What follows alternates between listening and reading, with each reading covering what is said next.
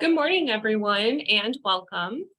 This webinar offers closed captioning. To enable closed captioning, click on the live transcript button on the bottom of your screen and choose your preferred method. Welcome to the Chicago Department of Business Affairs and Consumer Protection webinar. Please note any website or email that I mentioned will be posted in the chat box. For those seeking business licensing assistance, you can visit the Small Business Center at City Hall or call 312-74-GO-BIZ. Also, business licenses can be applied for or renewed online at chicagobusinessdirect.org. If you are part of the BACP Entrepreneur Certificate Program, you can get credit for joining this webinar by sending an email to bacpoutreach@cityofchicago.org. If you want to learn about the program, please visit chicago.gov/business education. Also, this webinar is being recorded and will be available at youtube.com/Chicago BACP. I will post the mentioned information in the chat box. We encourage attendees to ask questions. Please use the chat box to send your questions. There will be a Q&A session at the end of the presentation. Please note that the views, information, and opinions expressed during this webinar are solely those of the presenter and do not necessarily represent the official policy or position of the Department of Business Affairs and Consumer Protection or the City of Chicago. Today's webinar will be Increasing Sales Through an Enhanced Customer Experience, presented by Shelby Parchman of InUrban Strategies. Welcome, Shelby. Thank you very much. It's always a pleasure to be able to present for Business Affairs and Consumer Protection. And I welcome everyone here who is joining the webinar, and I certainly hope that everyone walks away with some really good tidbits in terms of how you can increase your sales through giving your customers a much better experience in the future than you are now. So as we get started, I certainly would like to introduce myself for those who do not know me. I'm Shelby Parchman, and I'm the managing partner of InUrban Strategies, which is a consulting firm, and we've worked with numerous organizations throughout the Chicago area. I look at our key areas of operation, and if you ask what we're really good at, and that would be strategic planning, program development and delivery, working with small businesses to get access to capital, and also working with small businesses in terms of back office support. And that's a lot to do with financing, getting your books together, and also taxes. And just to give you an idea of some of the work that we do at InUrban Strategies, one of our big projects right now is we work with Rush University Medical Center to do supply chain localization. And through that program, we help small West Side businesses get procurement opportunities at Rush University Medical Center. We also work with Summer Corps and Department of Planning and Development as a technical assistance provider for NOF recipients. And then one of our new projects that we're working on is a workforce development initiative, called Jump Hire. And Jump Hire seeks to find employers who are looking to hire people without college degrees and put them into career-focused positions that pay a decent wage and also offer benefits. And that's one of our fun programs now. And then we work with the Good Food Catalyst to help them develop our program, development and delivery, and also helping them fine-tune their operations, and been very successful with that project as well. So now that you know a little bit about me, I say let's go ahead and get into the meat and potatoes of why we're here. As I was putting this presentation together, I noticed that I actually presented a year ago today, right before Thanksgiving, and I was talking about target markets. And I just wanted to give a quick recap, not a total recap, but just a quick recap on some of the notes that if any of you were in that presentation. And we talked about target markets. And one of the things that I wanted to highlight that I felt is really important as we set the stage for today's presentation and defining who a target market is. And that's a group of customers with shared characteristics, and you have identified them as the most likely buyers of your company's product or service. And the question was, do they have the need, ability, desire, and cash to purchase your goods and or services again and again? And one of the things that I looked at as I was looking through that old presentation is that one of the reasons why they don't do that is because they didn't necessarily have a good experience with your organization or with the company's organization. And so I am really big on customer service and the customer experience. And I feel that most small business owners do not pay enough attention to that. And so when I was asked, like, well, what's a good topic to talk about as we close out this year? And I think it's a good time, like last year was a good time to think more about, hey, who are my customers and how do I get more of them? And plan throughout the holidays to do that. And so my directive today is let's plan throughout the holidays to figure out how we can enhance the customer experience. And in doing so, you can increase sales. And uh, as we go through the presentation, I do have a couple examples that I want to share with you in terms of some of the organizations that I work with and how we navigated through that customer experience. And this is one of the areas that we work very well in terms of access to capital. And I always, we always talk about how can business owners get access to capital, and there's so many access to capital programs out there. And I just want to remind everyone that some of the ways that you can get access to capital, right? The friends and family, bank loan, investors, you put in your personal cash. Then there's all other manner of loans and credit instruments that you can use to get capital for your business. But as you can see, I highlighted revenue in green. And the reason I feel that I have to highlight revenue in green is I enjoy that capital better than any of the other capital that I have listed here. Because revenue is something that you can easily get through customers and you never have to pay it back. And so to me, I always, as I work with small business owners, I always ask them to really think about revenue as your biggest opportunity to access capital. And so as you start getting that capital coming in through revenue, the question is then, how do you keep it coming in? And part of it is you have to have a product or service that someone wants. But part of it, a lot of times people will not come back to you because they didn't have a great experience, and that cuts off your revenue stream. So let's talk about that a little more. And I always start my presentation off with a burning question. And that burning question keeps me up at night a lot of times too, is how do I keep my customers happy? And that's as simple as that question is. The answer can sometimes be extremely complex because as we talked about psychographics last year, everybody has different personalities, different tastes, different things that they want, different need states, as they say. And so how do you keep so many people happy? And so let's start with customer service. And I know there's a huge focus on customer service.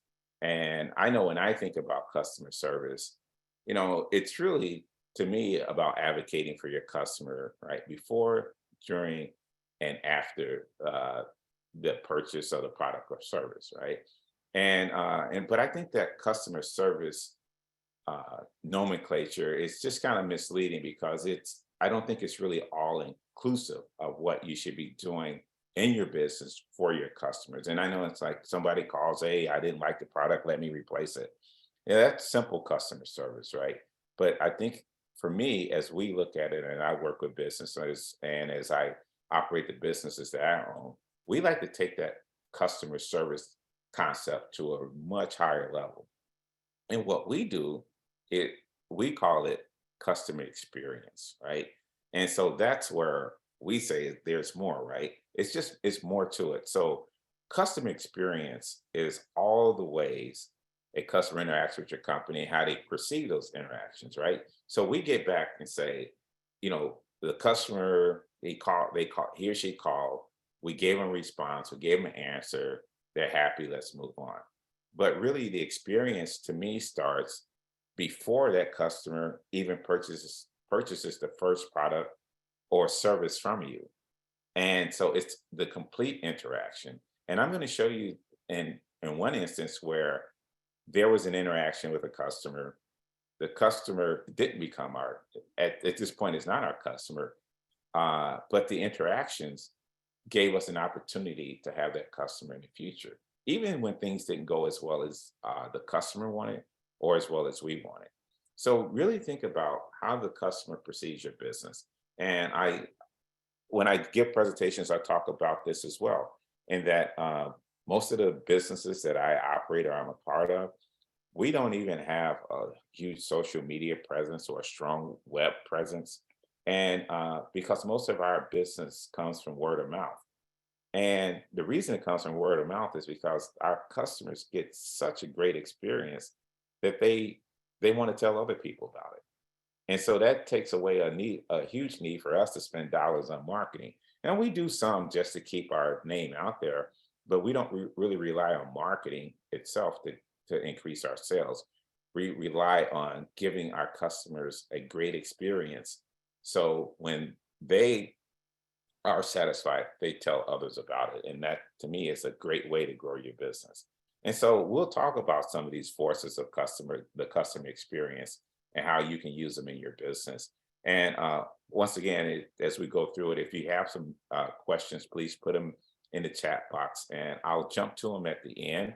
But also I want everyone to kind of think about their own, as we're going through this presentation, to think about how your business interacts with your customers. And maybe we can chat about that if we have some time towards the end. So here's some very simple statistics. And this is, the question was, how much business have you, I'm sorry, the question was to customers of businesses. And then the question was asked is, what percentage of people actually said that they stopped doing business with an organization because of the poor customer experience? And the numbers are pretty much the same throughout the world in terms of those who said I had a poor experience. 62% said they stopped doing business with an organization, and 38% said they didn't stop doing business with an organization because of poor customer experience.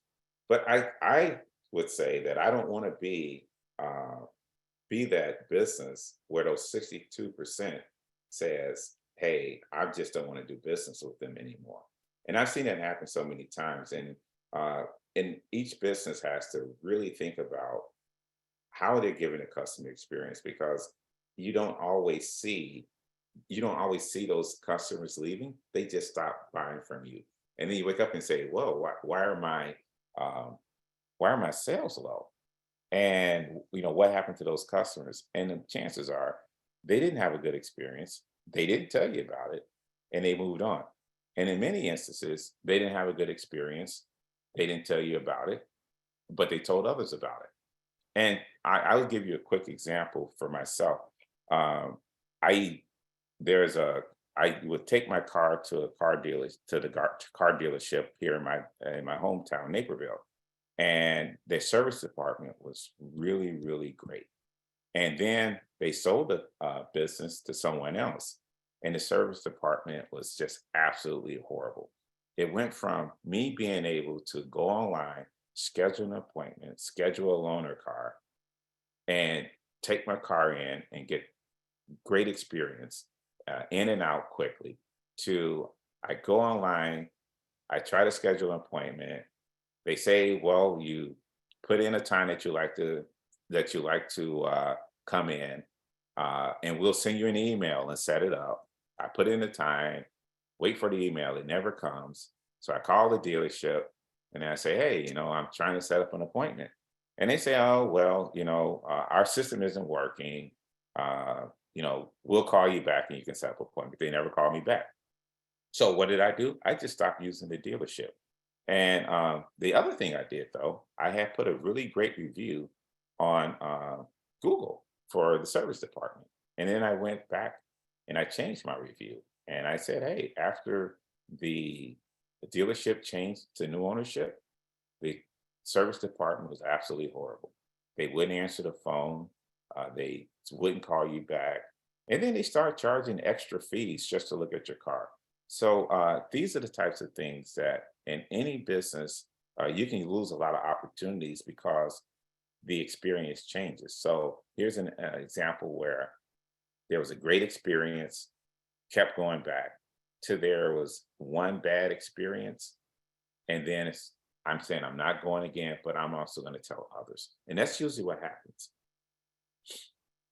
So let's talk about that. So there's, to me, there's the three P's of customer experience. One is the people, right? So you want to make sure that the employees, your employees, or even if you're a solopreneur, that you're talking to people and you're being nice to them. Uh, and one of the things that I look at, and especially throughout the years that I've been operating businesses, that first contact that someone has with your business, that first person they talk to, can make a huge difference, right? And so that's why when I say the experience starts even before they become a customer, you have to make sure that from start the first engagement to them making the sale and to after the sale, that it has to be a good experience from a people standpoint.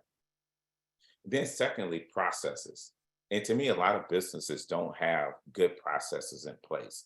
And so, what you have to do is make sure that as people are moving through whatever cycle that you have, that you make sure that there's a process in place that's very seamless. So even if there's like you have to call in an order, make sure that the phone is answered, that whoever answers the phone is nice. They have the information and they are able to give that customer the information and make it very easy.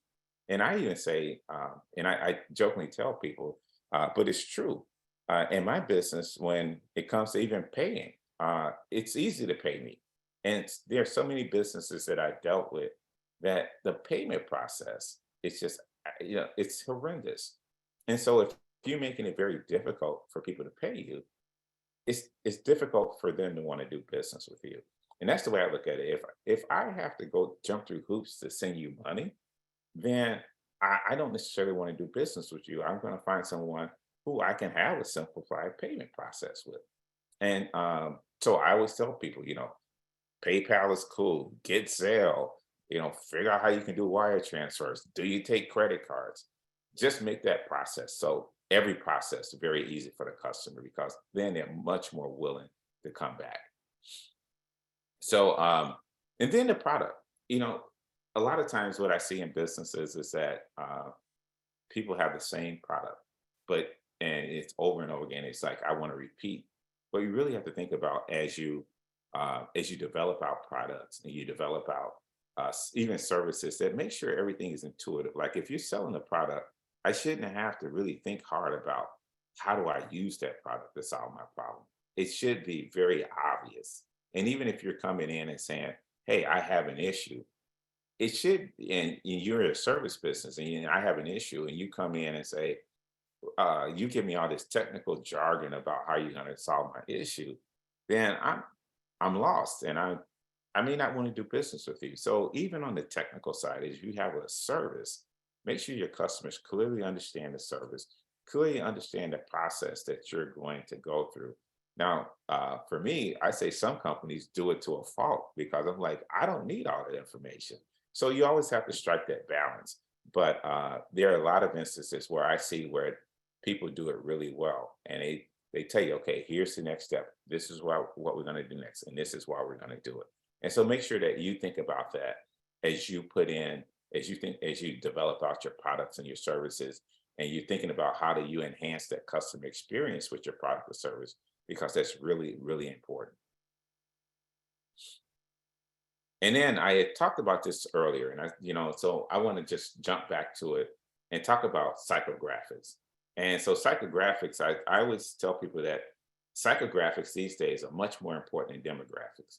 And because in demographics, you think about people as more as a group, as a like group, like, we can separate them by where they live, by how much money they make, uh, by profession, by the types of places they shop.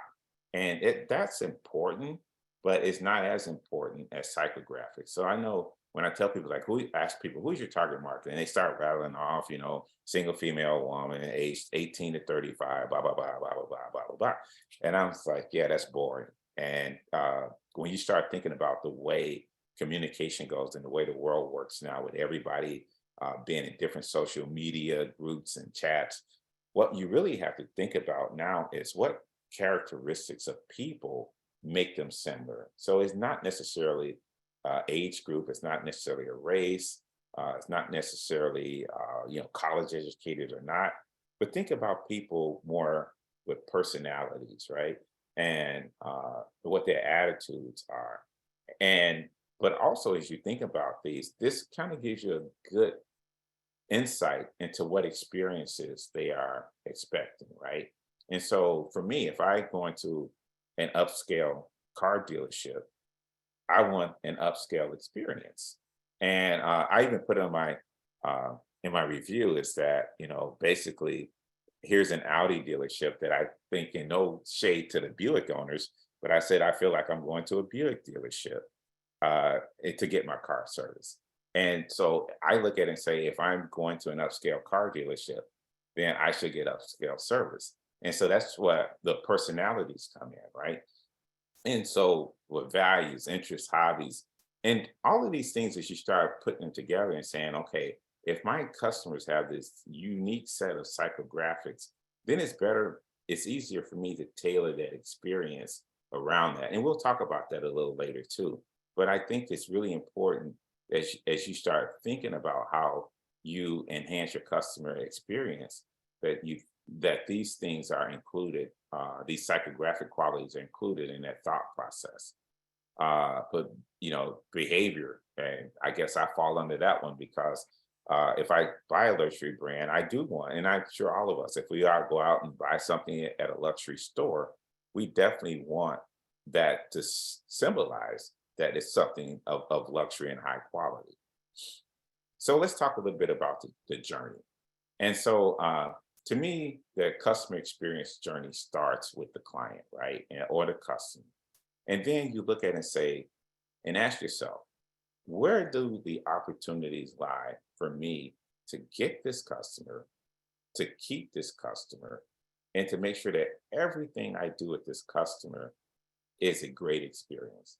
Because one bad experience can have can cause me to lose that customer.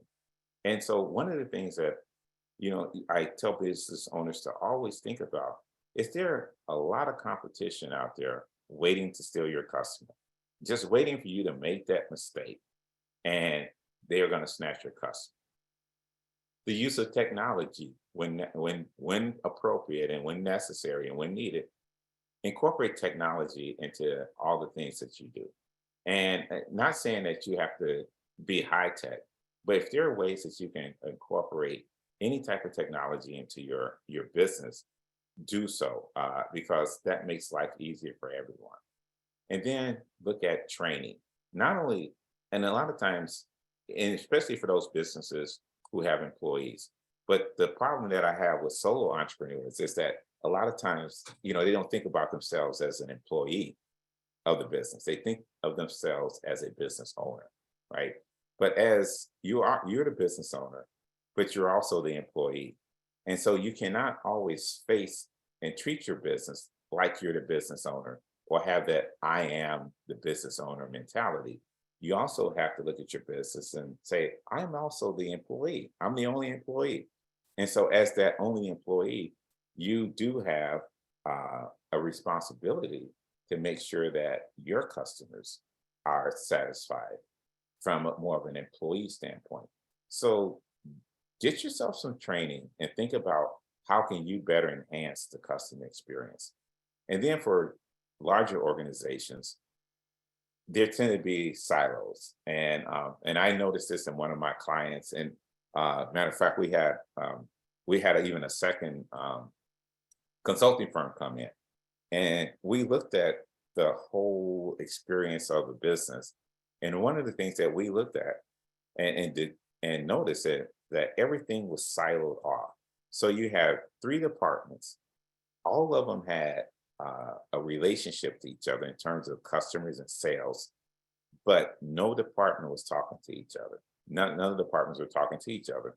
So what they did was they created their own little silos, and they operated as they were separate entities. And in doing so, the organization almost failed because they were not meeting the customers. So the first thing that we did was we started bringing together all the three leaders, and to make sure that the three leaders actually talk to each other and figured out ways to work with each other, and reporting what they're doing to each with, in their different areas, but also start doing more cross training and saying, okay, if you're a leader here and department A, we want you to spend a little time in department C and department B to better understand what they're doing, so you can work together and figure out how to maximize the efficiencies of the entire organization. And it actually worked out really well. And then the other one is the buy-in. And this is where we find in a lot of large organizations that we work with, buy-in is really important, but it very rarely happens. And so that's where the experience goes bad. And here, a good example is we work with Rush University Medical Center, and their directors from vice president, the CEO, we want to increase diversity in our purchasing. And they send that directive down to the department vice presidents and department managers. When it gets to the level of the department managers who are actually placing the orders and writing the checks out of their budgets, they're looking and saying, well, I don't necessarily want to do business with this company for whatever reason. The price may be a little higher. We have more, we have a lot of experience with this other company, and whatever it is, but it's difficult to get buy-in. So one of the things that we've worked with Rush on is helping upper management figure out ways to get buy-in on the lower, say your field manager side, right? So your managers, your supervisors, and your purchasing decision makers, how do we get them to buy into it? And more of it is there's a mission that we have to get them to buy into and take it out of my budget, right? But also getting upper management to say, okay, we'll give you some leeway in budgeting if you are able to include some of these other initiatives. But at the end of the day, none of this works if you're not getting an ROI, and that is a return on investment, right? So we can go through this entire wheel, and if it's not working in terms of getting us a return on investment, then the exercise is futile. So the other thing that you want to do is you have to figure out ways to measure, excuse me, the success and of your customer experience journey, right? And this is true of any business, and I think a lot of businesses fail here as well, is that they never look at how much, or is it costing them money to do something, or are they actually making money to do it? And it's easy enough when you say, okay, I have a product, I know what my cost of goods are, I know what my gross profit is, and then I can take out my expenses, I know what my net profit is. However, how do you quantify all this other work that you do that's not directly related to your, your cost of goods, your cost of sales? And so those are the things you just have to start picking apart and saying, okay, let me start and look at my organization 6 months ago and look at when I start implementing these new customer experience activities. What do I see? Do I see a gain in sales, and how much of those sales I can attribute to that? And sometimes it's difficult, but because each business is different, but think about the effects of that, because it's really important to be able to measure. All right. All right. So let's talk about the customer experience in a difficult customer, because I know that most businesses have experienced this. And I think the easiest thing to say is just, hey, go take your business elsewhere. But if you do that all the time, then chances are you won't have customers at some point. Now, I know the old saying in business is that the customer is always right. And I'm going to tell you that is not true. Usually the customer is wrong most of the time. And I never tell businesses to take the attitude that the customer is always right, because that gives the customers a little too much power. And so to me, part of the experience is to also get the customers to understand that they're not right. Now, that doesn't mean that you shouldn't make it right, but the customer is not always right. But a corollary to that, neither are you.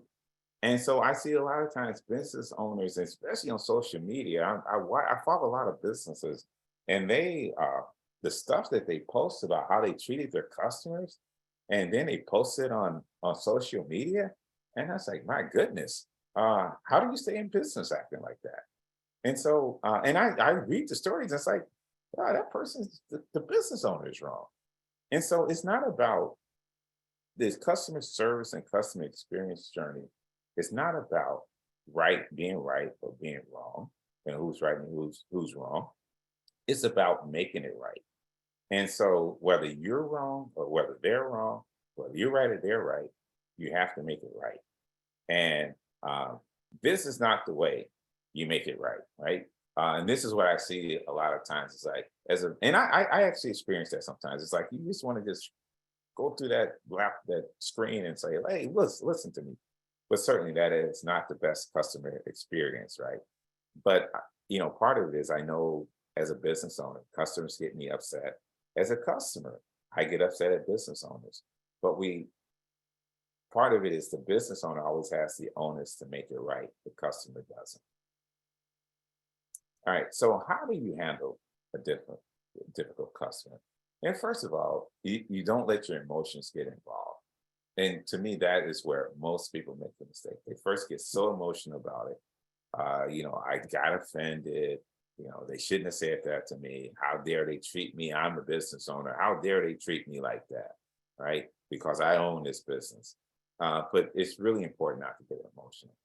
And secondly, you never challenge your customer. If you challenge your customer, you're going to have a fight.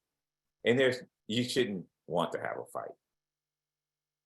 Gratitude. Even if the customer is being difficult, even if the customer is wrong, one of the things that you have to do is you have to thank them for their business. Thank them for bringing it to your attention, because part of it is you have to look at how do I de-escalate the situation, not how do I double down on the customer. And these are things that these are like life lessons as well. It's just dealing with people, right? If someone's complaining, you acknowledge it, you hear it. Now, I know some of these customer service, uh, especially some of these large companies who farm out their customer service, matter of fact, that they're like reading from a script, right? And you don't want to be reading from a script, because I say, hey, I think you guys took too much money out of my bank account. And it's like, yes, Mr. Parchman, we do understand your concerns. And your concern is that we took too much money out of your bank account. Well, that's kind of scripted. And, you don't ever want to do that, because that's not sincere. But larger organizations, that's how they do it, right? As a smaller organization, it's easier to be more personal with your response. And, and the next point is, you hear their complaint, you give them support. And like I said, I'll show you some examples of how we handled it as an organization. Being flexible, very important to be very flexible. Uh, and not to you give things away, but you have to have some flexibility. And like I said, earlier, the customer isn't always right. So you have an opportunity to communicate your position. And it doesn't have to be in an argumentative fashion. It could be, hey, this is why we did this, or this is what happened. And now let's think about how do we change this? How do we fix this? And apologies are good, right? But once again, everything has to be done with gratitude and also with knowing that you're sincere about what you do. And then you want to follow up. So if someone had a bad experience, then should call them a couple of days later to ask how were things, right? How are things? Is there anything that we can do together to make this happen?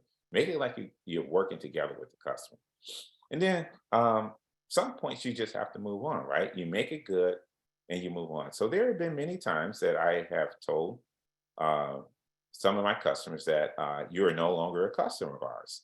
And as a matter of fact, there have been a couple of instances where customers got to be so difficult. I just said, hey, um, although we did work for you, we're going to refund all of your money. And just please do not ask us to do any more work for you again. Right. And one time the customer was like, I can't believe you fired me. But I'm like, we don't deal with difficult customers. Right. If you're going to continue being difficult, if you're going to make our life miserable as an organization, then we suggest that you take it to someone else's organization and make their lives miserable because we just don't have time for that. And so there's nothing wrong with firing a difficult customer because once again, the customer is not always right. And it can be a burden on your business. Uh, so don't be afraid to say one day, hey, it was great having you as a customer, but it's probably time for us to sever this relationship. Uh, but also think about it. When you have difficult customers, there's also an opportunity. If you have opportunities to make it right, it could go a long way in helping you increase the sales in your business because I know if from experience, if you have a difficult customer and you make it right and the customer is not happy, it'll translate into some them telling others about it. All right, so now that I'm on this, I see there's a question, so I'll just jump in and answer that question. So the question is, what would be a good tactic to handle a service representative that's causing issues for the company, not only for the customers but for employees as well? Okay, so now I'm going to keep going, but I just want you to type in a little more uh, uh, detail. Are you the customer or are you the employee? Would be the first question I would ask. And then I'll come back to that question. All right. So, and maybe I'll answer it as we're talking too. So I'm going to give you an example. And so, customer service and what I call a difficult customer. And this is one of the organizations that we are part of. It's called Green Meadows Foods, and Green Meadows Foods manufactures artisan beef jerky for a lot of the beef jerky companies that you see in your local grocery store. So first, I'll set the stage. Uh, we're going to start with a very, very demanding customer, one who is so demanding that it's really, really difficult to deal with.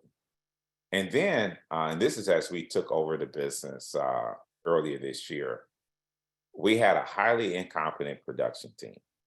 So right there's that to me is a recipe for failure already.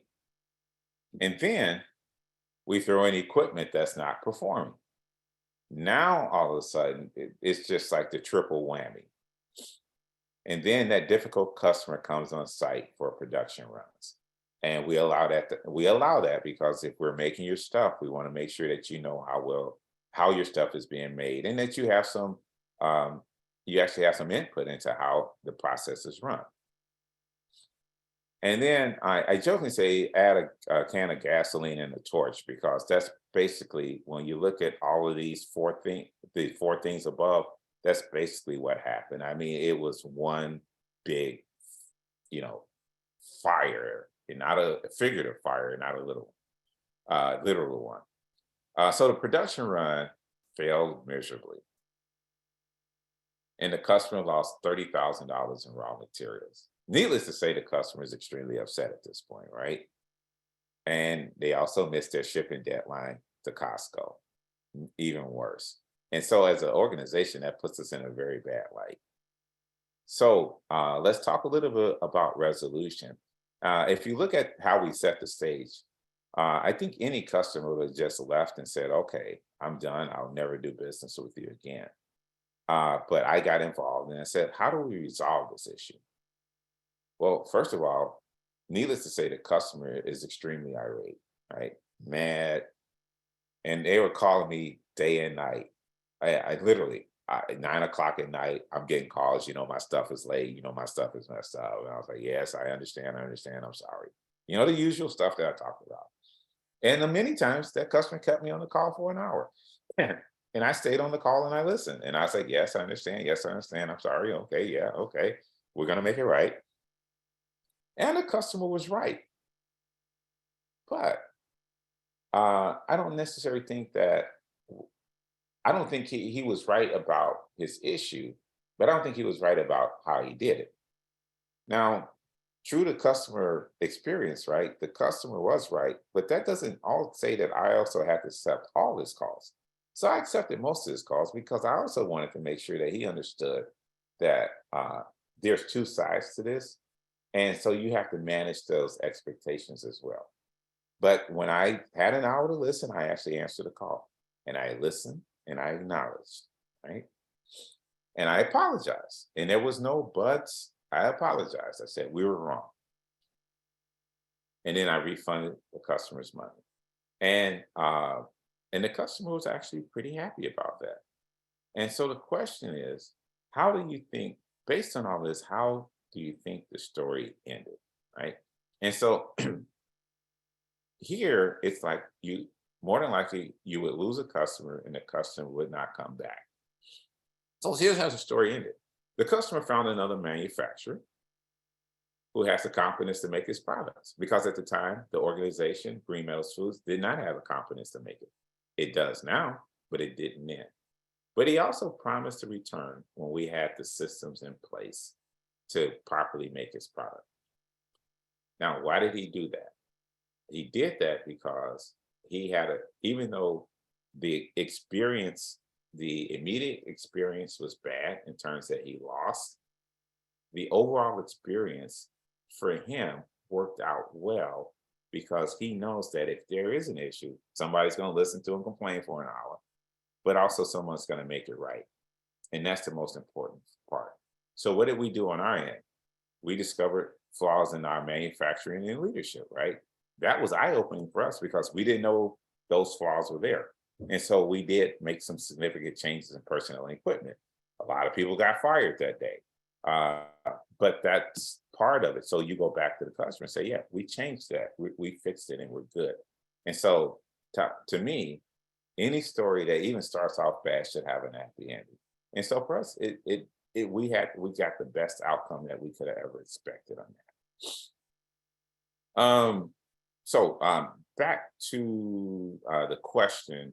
So customer is a user. How do you handle customer service representatives causing issues, not only for the customers, for the employees as well? Part of it is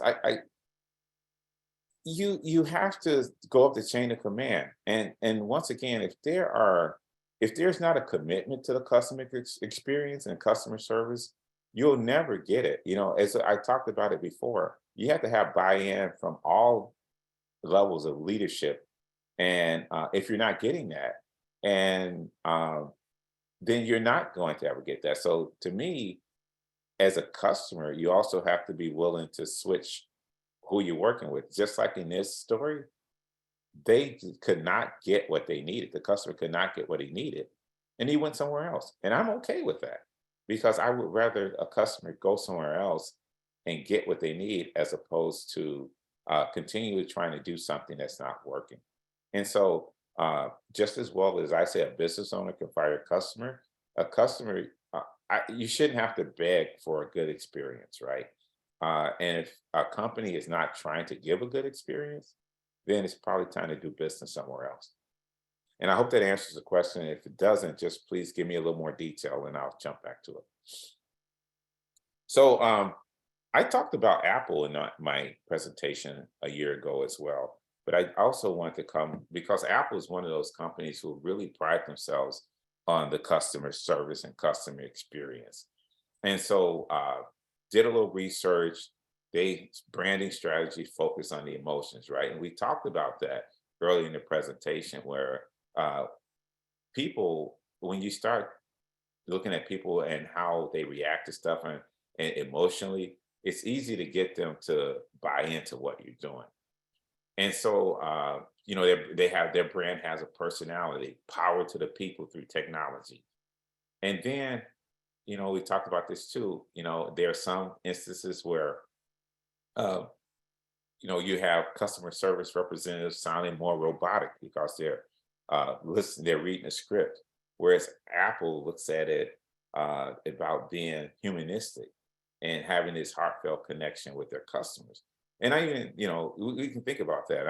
I don't know if people still do it, but the craziness of it was when a new Apple iPhone came out, people like camping out overnight to get it, and it's like the phone still makes the same phone calls. I don't get it. But once again, and when you start getting that buy-in and getting that user experience to where the customer experience to where people are actually completely bought into what you're doing, it makes doing business so much easier. And so also Apple has formed a sense of community. And I know I'm an Apple user, and if I see someone sending me a text with a green bubble, I'm like, oh, you have an Android? Or I've had friends who had Androids and switched over to Apple, and I see the blue bubble for the first time, and I send them a congratulations that they finally switched over to the Apple product and welcome to the community, right? And so these are things that, as you start thinking about your business, and sometimes you can't do all these things on that multi-billion-dollar companies are doing. But there's small things that you can do to make sure that your customers have a good experience. And I'll just finish up this Apple story. And the last one is Apple customers are loyal and sometimes to a fault, but that's okay too. We're all Apple customers. Years ago, I had a laboratory supply business, and one of the things I did, which I thought was really cool for customer experience, we sold these little parts we call liquid chromatography columns. And I went to a chocolate maker and asked them to like make a mold of this little instrument that I was selling. And so anytime that customer would order, I would put a few pieces of the chocolate uh, molded instrument into the box. And so once people knew that that was going to come on a regular basis, people would fight to be the first ones to open the box when my product came. And so that really created a sense of everybody in the lab who ordered that, in the pharmaceutical lab who ordered my products, they were anxiously awaiting the box to come in. And I believe I got more orders for that because the chocolate was really good. I didn't use just cheap chocolate. I went to one of the fancy chocolatiers in the Chicago area. But those are some of the little things that you can do that just make the experience just so much greater for the customer. And then want to go into the good side of customer service in action. So then now we'll go back to Green Meadows Foods and our beef jerky manufacturing. So we were approached by a potential customer. And so at the time, once again, we had this horrible equipment and we had the personnel, but we still hadn't got the equipment in place and the equipment wasn't ready. But what we did end up doing is I established a great line of communication with the prospect. And I kept them updated on progress. I told them when things were going well. I told them, hey, we're still having equipment problems, and the USDA is here, and they don't like some of the things we're doing, and blah, blah, blah. But I was absolutely open and honest with them and said we just can't do it right now. Then we got to the point where we actually had some of the equipment running. I said, hey, why don't you send some stuff in, and we'll do some small batches, and we won't charge you for it. Just see how it works out. Well, the customer not only liked the results, they loved the results. And then a few weeks ago, the customer signed a contract for $1 million of one year of production, right? And so here's an example of even not having everything in place, that you can actually give the customer a great experience And that client was extremely patient with us. And once we got everything together, they were ready to go. And now we have that $1 million contract. So once again, the moral to the story is they don't even have to be a customer to give them good experience. They can be a prospect and you give them a good experience. And then all of a sudden they become $1 million customer. And so, and that's why I tell people I used to do sales years ago. And I treated the customer, number one, I treated the customer who was spending $1,000 just like I treated the $100,000 customer. But I also treated the prospective customer just like they were $100,000 customer. I gave them a good experience. And then one day, once again, it happened that that prospect became a really big customer. So, it's really about creating those experiences for your customers and even your potential customers, because that will certainly help you lead to increased revenue.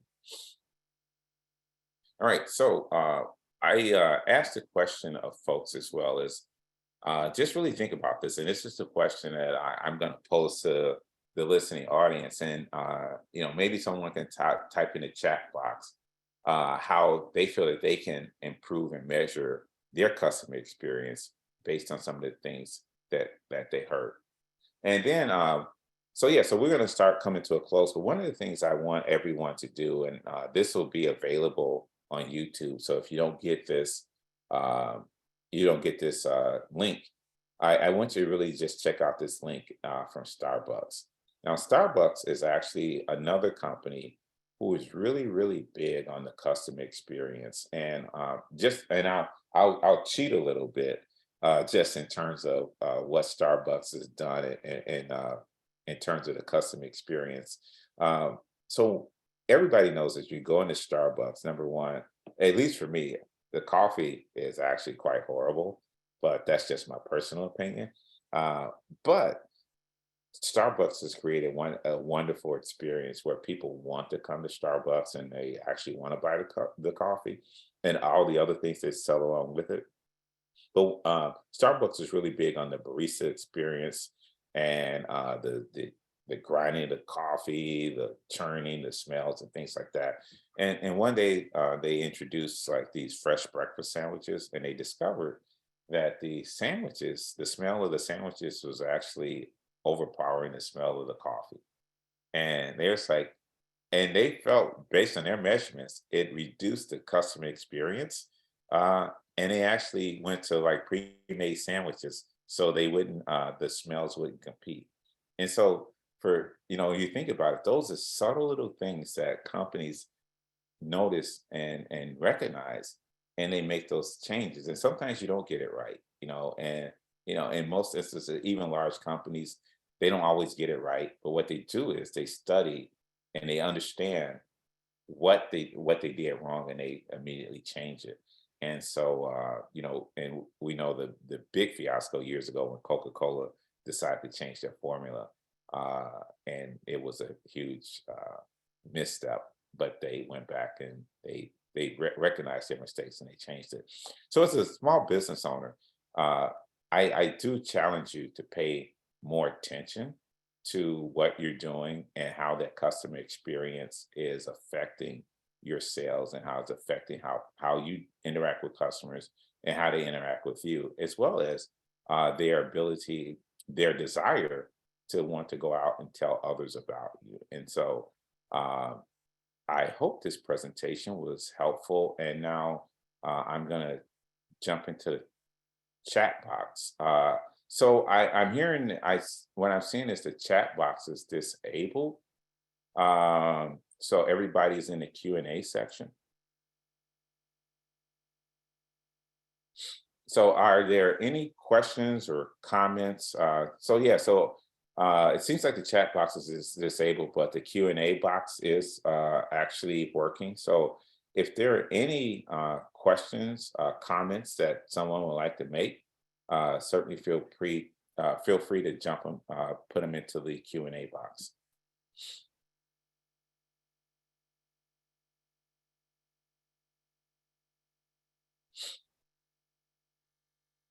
Now it's I see. All right. Oh, okay. So I have a question. Can you explain buy-in a little more? Yes.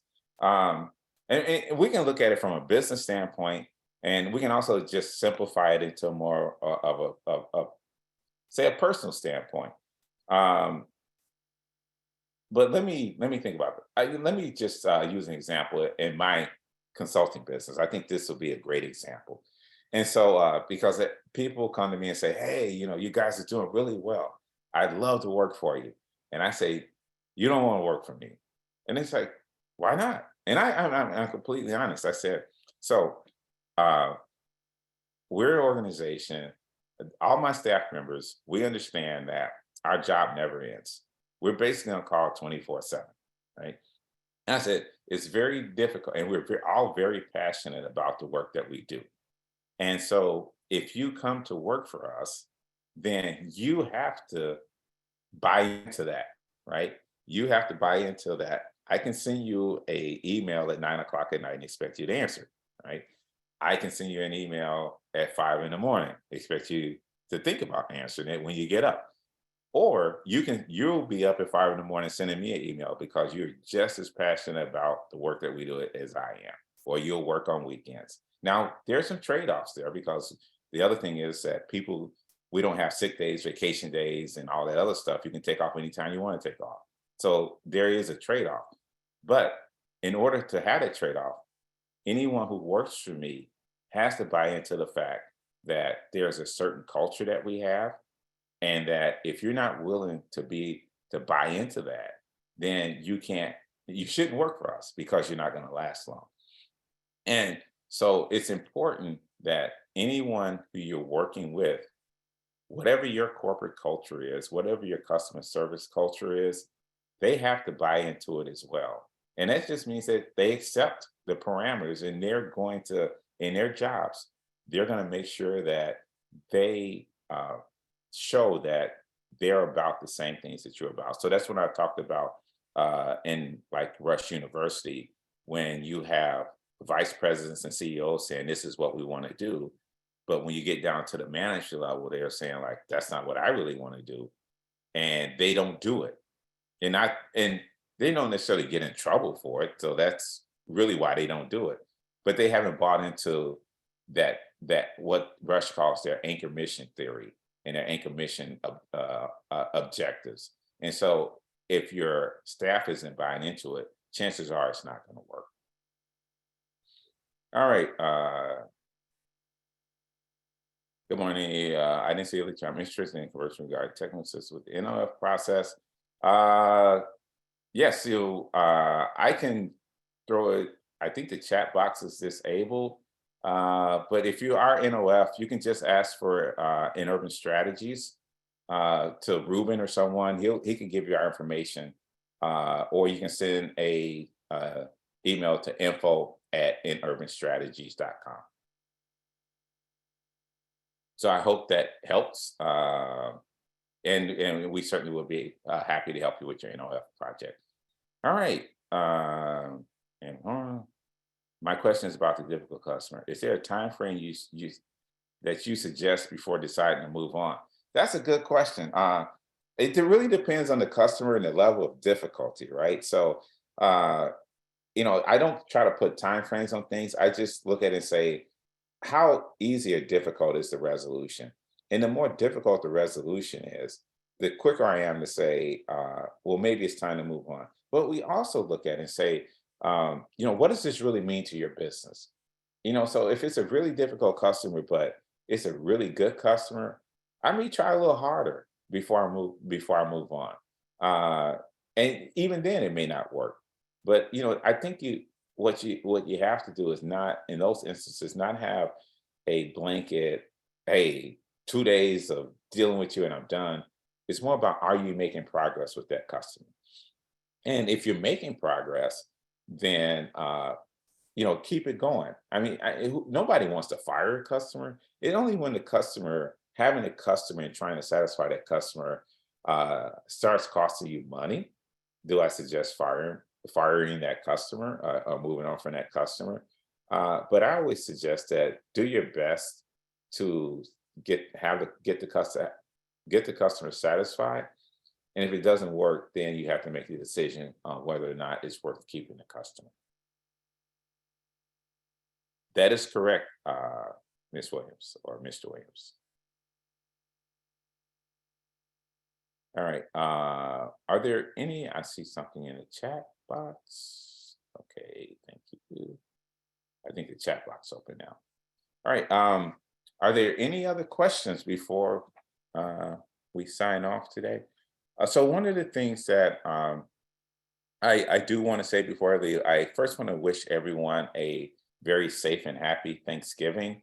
Have a great weekend. And also, I really appreciate everyone taking time out of their day to listen to the presentation. I hope everyone receives something from it. If you have any additional questions, you can certainly shoot me off an email to info@inurbanstrategies.com.